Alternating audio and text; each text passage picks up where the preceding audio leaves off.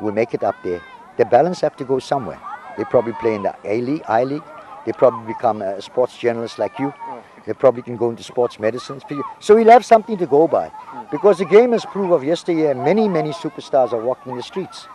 And many, many superstars worldwide struggle in coaching education because they didn't have the academic background. Right. And let's face it, football, if I ask the youngsters any youngster here, who's Roberto Baggio? He wouldn't know. You know, but if I ask him now, who's Lionel Messi? So there's different generations, there's different stars. You know what I mean?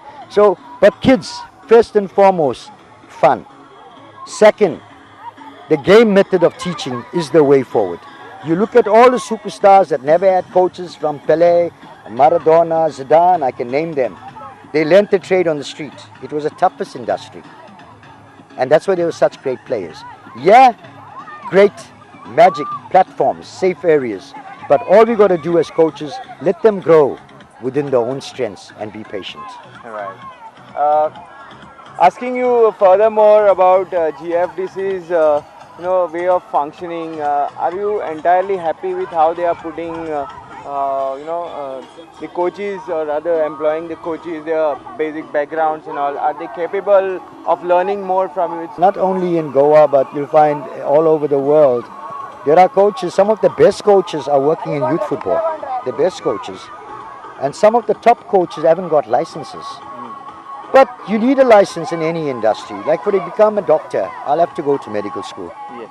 I can't sleep in a hospital and call myself a doctor. Unfortunately, there's a huge shortage of coaches in Goa. Okay, so to bring them onto the mainstream and looking at their culture and their background, this is one way of getting through, because they're more involved in practicals. It'll become easier for them to go to license courses. So that fear is taken away, because imagine you 39 years old, you're going back into the classroom, you can fall off to sleep. Your body hasn't been conditioned. So I think we need to give them a chance. We've got to be patient, and like the players, praise the key. And I believe people learn three ways. You either learn by reading, by seeing, or doing. So I do a lot of practical sessions. They can see, and they do. And I see these practical sessions in the centers, and those are my trophies. You know, I hate exercises in straight lines. They know that. I hate exercises that's simplistic. They know that. And the biggest thrill for me, they are planning sessions. For me, that's a huge plus. For me, I think my technical side, I have grown. It's not 100%. It's 55, 60%, but I'm happy with that, knowing the level we are at.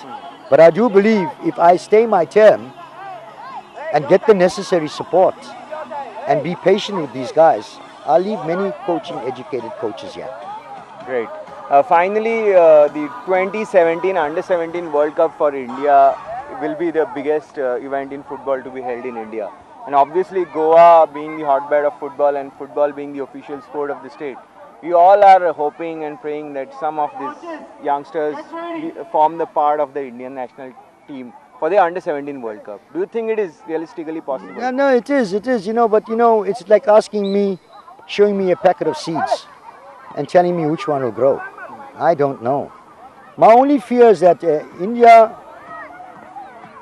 imagine India meets Nigeria in the first round in the group game. Are they doing the same amount of work that the Nigerian team is doing? For example, the Nigerian team is training 15.5 hours a week. Are we doing that?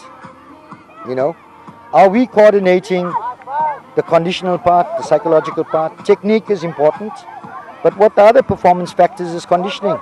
The speed strength, the strength endurance. Are you specifically talking about the Goan kids? I'm talking broad-based India, but Goa got a history. Yeah. I'm not here to reinvent the wheel. I've got some friends that I've adapted here and I respect, and one of them is Gavin.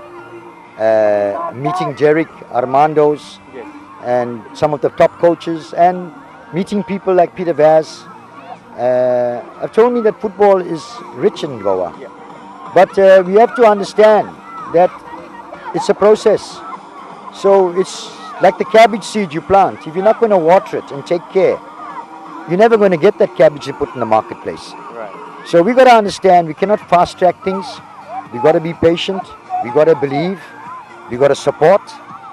and understand one thing: winning only becomes serious at 16 plus. Absolutely. So, what my query was whether our Goan kids, some of the I'm hoping boys playing here, play in the Under 17 World Cup. Look here, that's another age group, players that are born in 2000 and 2001. We got 2 quality pre-academy teams. We have an under 16. What's the oldest boy in the academy? Is he 14 or 15? No, 14. 14. It's not wise to get children there under the ages of 12 or 12. I've experienced this in South Africa where they miss home. They're still babies. At 14, there's a bit of a change in their lives. So 14 is the right time. So for the Under 17 World Cup, what would be the age group the selectors would focus on? I think they will look at 14, 15 because 2017, if I get players 14 and 15, I've got another year to work with them. Yes. You know, and then under 17 has to be 16 plus, can't be 17 plus. To play in the team, they To got play to in be the 16 team. plus. Yeah, and must remember they're looking to the whole continent, and India is huge. The country. The country, it's massive. So yeah, I think for Goa's sake that I'm in Goa, I'm becoming very Goan. I met some interesting people. And there's definitely some talent here in the box. Oh yes, yeah, what you Yes. see, yeah. They're still too young. Yes. That under 14 team I got, it'll be wrong for me to say that some couple of them should be. I can't use the word couple. I got to respect whoever's selecting this team. Absolutely. You know, Respect, yes. the one big thing coaches have to learn, especially in Goa, Yes. is to respect one another, Yes. keep an open mind, and ensure that we're all sharing, we're all on the same page. No one is bigger than the other. Absolutely. You know, for me, I've come here as TD, I've been in industry 31 years, I'm an instructor. I treat my coaches as my equals. You'll never ever hear me make a statement, raw coaches, Surely. not educated, not organized, no. I started there. Right. You must understand that these guys, when they meet someone that's got a status quo, automatically me and you as well. You know, if the Prime Minister Modi walks in here now, obviously I will start to dry up. Same with them. So I'm trying to win them over in my own style. And I don't rule. I look cheeky. I'm a joker. You know? You are entirely optimistic about how we can go forward. Yes, you got to be optimistic. I have to. I haven't come here. I haven't come here to walk on those white beaches of yours. I love jazz. I haven't been to a jazz club. I love the comfort zone of my flat. I got my own music and lots of football. I brought my library back from South Africa, and spent a lot of time talking football. Yes. And I watched an interesting game the other day of volleyball. There's an international Kuntuli. champion, Kuntuli. I was surprised at the quality of the Indian players and the structure. And also this worry in Goa or in India, the players are small. If you got skill, my friend, it's not about build. It's skill and the brain. Absolutely. Because the muscles control the brain. The muscles are controlled by the brain. They are the slaves of the brain. We can go on and on. can You go have on and such a on. lot of experience in all parts of sport, all areas. Thanks for talking to us, and best of luck for your remainder of your term. And may you take our boys to international level, hopefully playing for India under 17. If that happens, for me, that's the World Cup. Thank you.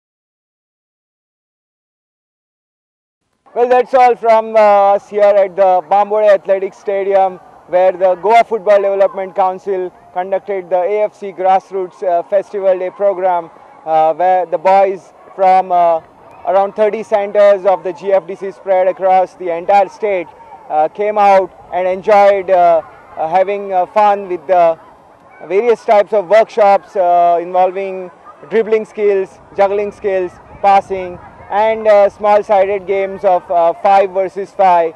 and the event was managed well by Technical Director of GFDC, Kat Naidu.